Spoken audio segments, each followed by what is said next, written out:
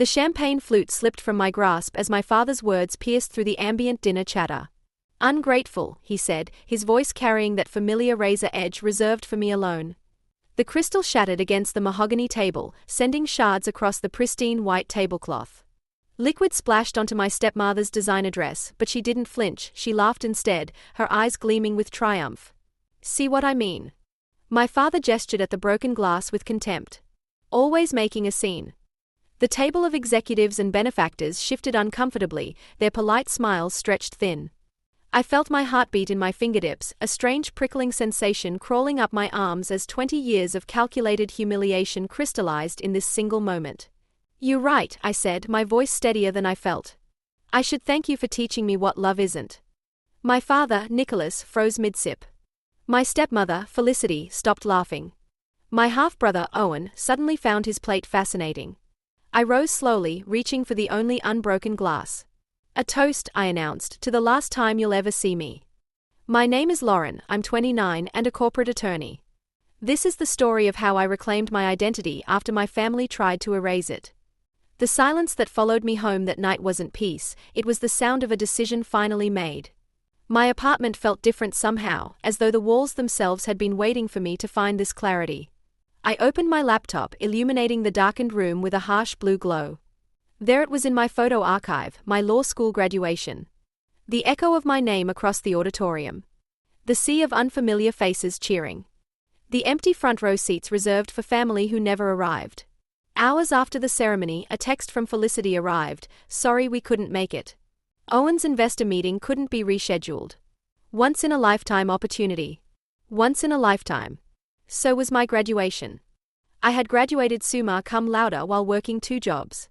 I'd given up sleep, relationships, and any semblance of a normal life to finish at the top of my class. And they couldn't spare 3 hours.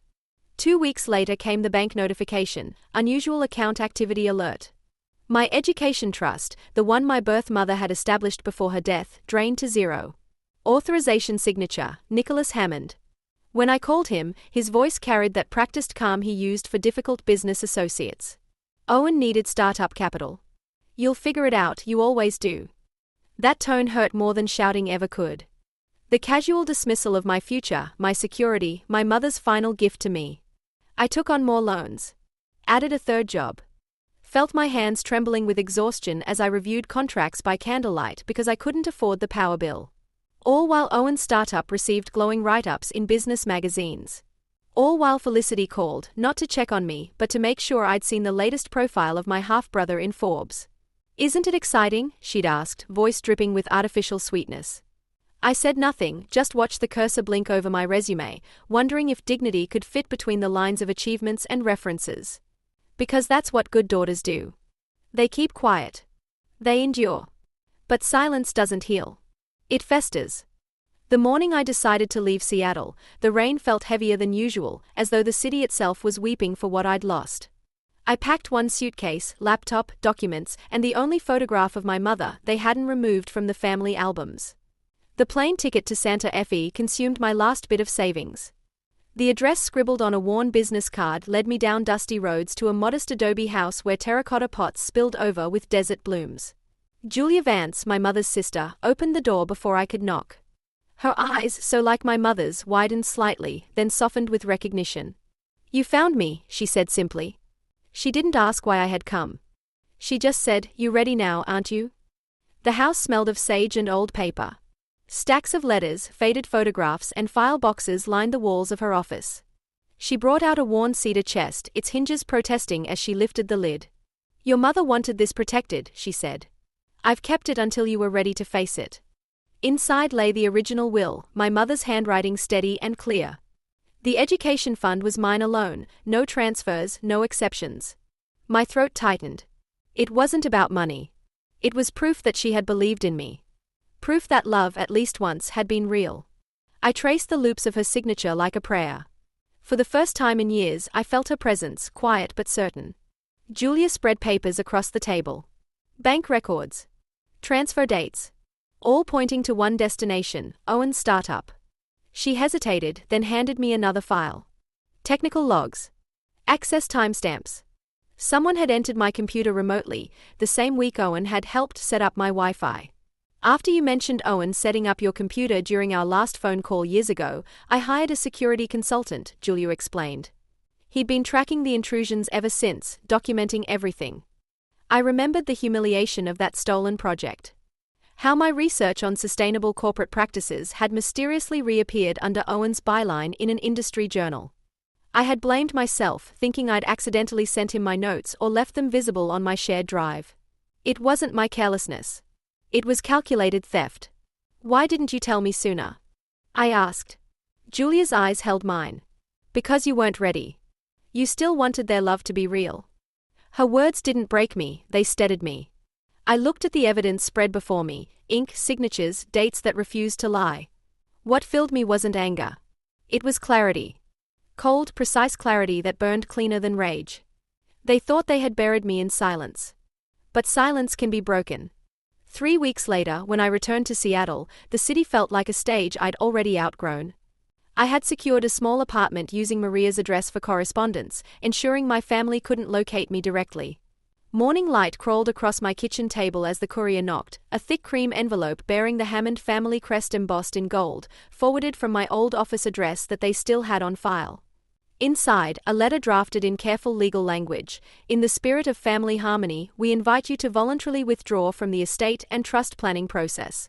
Words like goodwill and understanding scattered across the page like confetti hiding a blade. I read every line slowly. It wasn't a request, it was exile disguised as civility. They wanted me to erase myself so they could call it my choice. I almost laughed. After all these years, they still thought control came wrapped in courtesy. I poured a glass of wine, though it was barely noon. The burn steadied my hand as I signed my name. Beneath the printed lines, I added in my own handwriting, I don't want a cent from those who never wanted me. But I will keep the truth. The pen trembled slightly, not from doubt but from release. Every stroke felt like cutting the last thread that tied me to their illusion of love. The ink dried like a promise. That night, I opened my laptop. The folder of evidence glowed on the screen, emails, transfers, signatures, the will, technical logs documenting the theft of my work. Years of ghosts now transformed into weapons. I drafted an email with the subject line, "You should all see this." No accusations. No explanations. Just 4 attachments dropped into their inboxes like grenades. When I hit send, the sound felt final, like closing a door that would never open again. The next evening, the Seattle Chronicle headline burned across every screen. Hammond financial cover-up, stolen funds, erased names, family lies. That night was the Hammond Foundation Gala, an annual event I'd checked on their public website calendar months ago. Chandeliers glittered as though trying to outshine the shame. Camera flashes flickered like lightning over calm faces pretending not to know. Felicity stood at the podium, her smile cracking like porcelain. Nicholas' jaw tightened, his knuckles white against the table. Whispers multiplied, sharp as glass. The orchestra faltered mid-song. Owen was nowhere in sight. I didn't smile. I didn't celebrate. I just watched truth do what revenge never could, expose. Their empire didn't fall because I destroyed it. It fell because it was hollow. By morning, their denial was everywhere. Owen called it slander. Nicholas called it betrayal. Felicity called it fiction. They flooded the press with polished statements, "Our daughter is unwell. She's been struggling for years. Please respect our family's privacy." It was the same tactic they'd always used, bury the truth by burying me. I didn't reply. I didn't argue. I just watched their empire twist under the weight of its own lies. Then my phone buzzed. Julia. Her voice was steady, almost calm. "Laurie," she said, the name only my mother had used, "there's one last thing. Check your inbox. An affidavit. Official, notarized. A statement from my old law firm's IT security department confirming everything, access logs traced back to Owen's credentials. Remote connections from his account the same weekend he'd helped with my Wi-Fi. I'd contacted my former supervisor at the firm a week ago, and she had immediately launched an internal investigation. I stared at the document, my breath catching. It wasn't just suspicion anymore. It was proof, stamped and sealed. I forwarded it to Rachel Winters, the journalist who had broken the first story. I typed only 2 words, "Use this." By noon, the headline spread like wildfire. Corporate theft confirmed, evidence ties Hammond heir to stolen work. News anchors dissected it live. Clips of the gala replayed side by side with bank records. Social media turned ruthless, hashtags, screenshots, timelines. The truth moved faster than their excuses ever could. The fallout was immediate. Hammond Financial stock collapsed within hours. Clients withdrew. Investors vanished.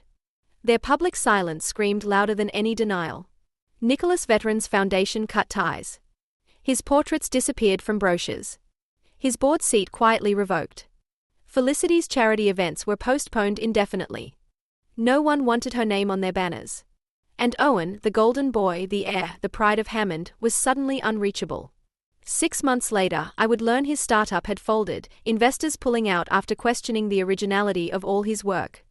I didn't need to confront them face to face. They were already surrounded by their own reflection.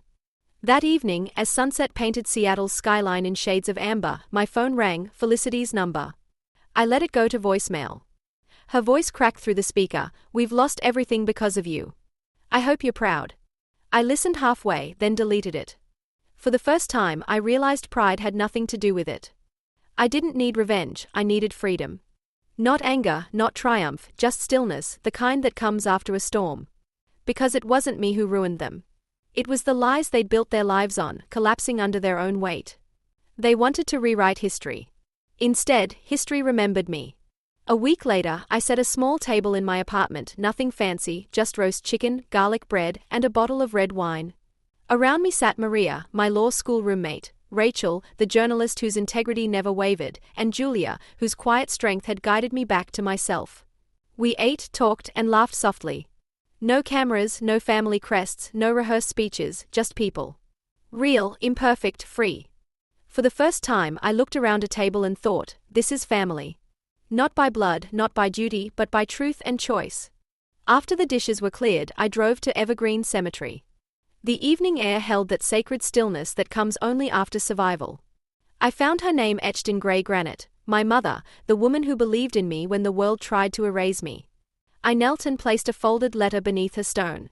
It read, "I kept your name clean. I am free now." The wind rustled through the pines, and I could almost hear her whisper. Not words, just peace. Back home, a voicemail light blinked red. Nicholas this time. I deleted it without listening. The silence that followed wasn't empty anymore. It was mine. I sat by the window, watching Seattle glow against the night. They called me ungrateful, but I have never been more grateful in my life, grateful for the courage to walk away, grateful for the chance to reclaim my story, grateful for the peace that followed truth. A year later, the legal battles over my stolen funds would finally be settled. I received full restitution plus interest, which I used to establish a scholarship for first-generation law students. Nicholas, Felicity, and Owen eventually moved to Chicago, our paths never crossing again. We remain legally and emotionally estranged, exactly as it should be. Because sometimes peace isn't given. It's chosen.